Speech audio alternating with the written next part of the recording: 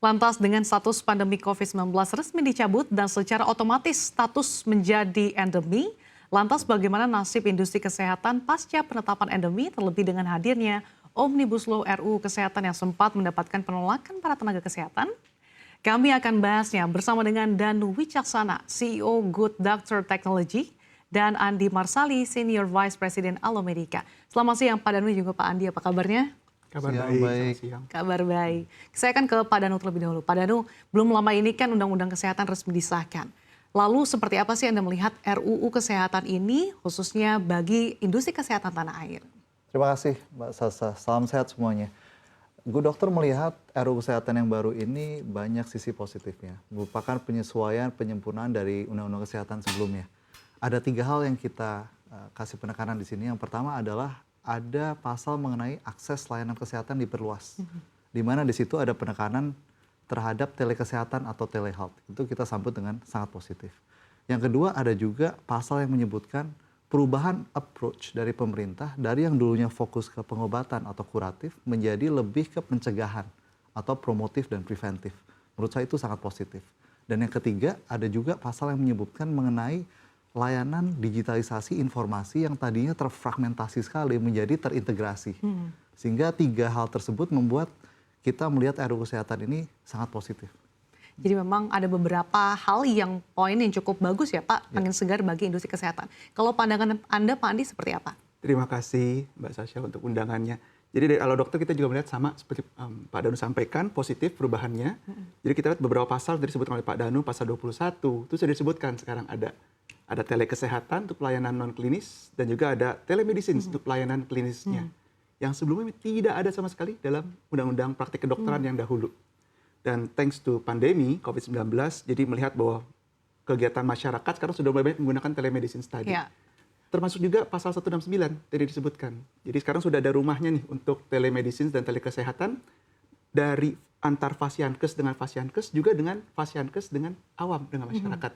Jadi kita berharap dengan RUU Kesehatan yang nanti akan ditampilkan, diresmikan, disahkan, bisa memberikan dampak yang manfaat positif buat masyarakat Indonesia, khususnya dalam bidang kesehatan. Oke, saya akan kembali ke Pak Danu. Tadi sudah di-mention juga di RUU Kesehatan ini ada terkait dengan perluasan khususnya di telehealth gitu ya. Sebetulnya bagaimana sih Anda melihat dengan jelas di-mention terkait dengan telemedicine ini khususnya di Indonesia dibandingkan dengan mungkin negara-negara lain yang sudah lebih dulu ada hal ini?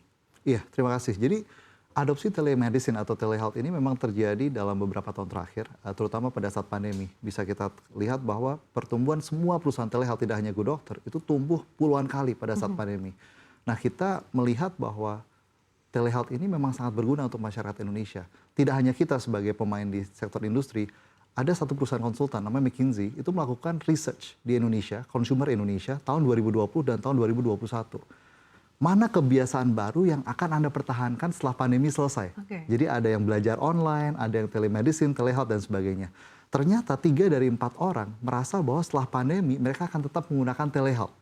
Jadi itu adalah satu hasil riset yang sangat positif. Di luar Indonesia, di Thailand misalnya, itu negara tetangga kita ya di Asia Tenggara, mereka sudah mengimplementasikan di mana telehealth itu menjadi opsi untuk fasilitas kesehatan tingkat pertama.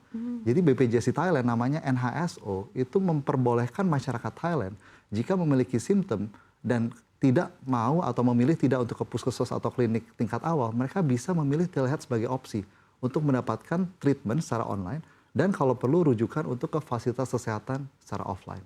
Oke, itu dicontoh di Thailand. Kalau pandangan Anda Pak Andi, sebenarnya potensi apa lagi sih yang perlu dimaksimalkan terkait dengan industri telehealth ini?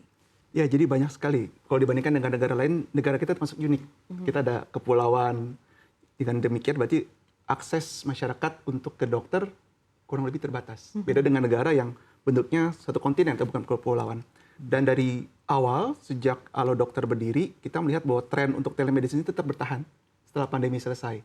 Sekarang setiap bulan rata-rata 30.000 chat telemedicine antara pasien ke dokter kita di Alo Dokter. Dan itu tetap bertahan trennya. Ada yang berubah. Apa yang berubah? Topik yang ditanyakan. Kalau dulu COVID-19, sekarang berubah. Topiknya lebih ke arah tadi sehari-hari ya. Untuk wanita masalah menstruasi, untuk anak mereka, kemudian juga mental health.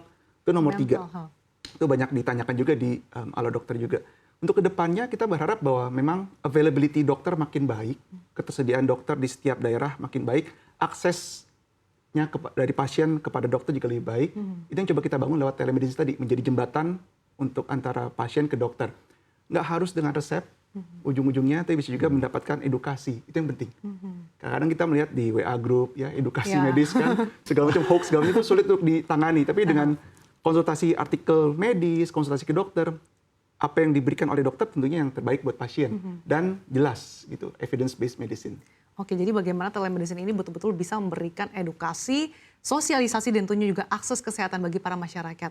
Dialog kita semakin menarik Pak Danu juga Pak Andi, tapi kita harus jeda terlebih dahulu. Dan pemirsa jangan kemana-mana, Road to Tech Conference akan kembali sesaat lagi, tetaplah bersama kami.